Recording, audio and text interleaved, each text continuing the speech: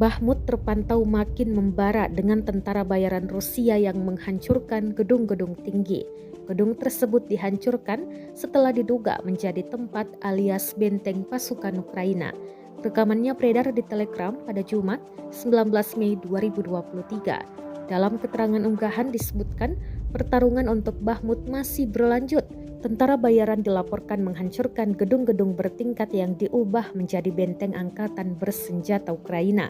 Serangan salah satunya diluncurkan dari artileri pada posisi Ukraina di sebelah barat kota.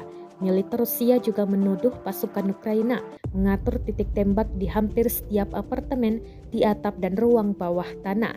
Namun klaim itu tidak dapat segera diverifikasi. Kendati demikian, rekamannya telah menuai berbagai komentar dari warganet.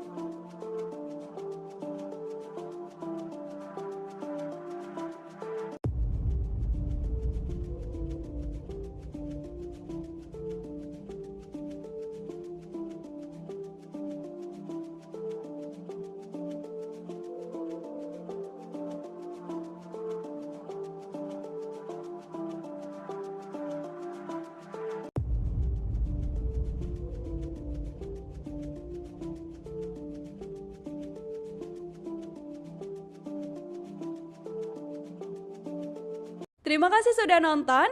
Jangan lupa like, subscribe, dan share ya.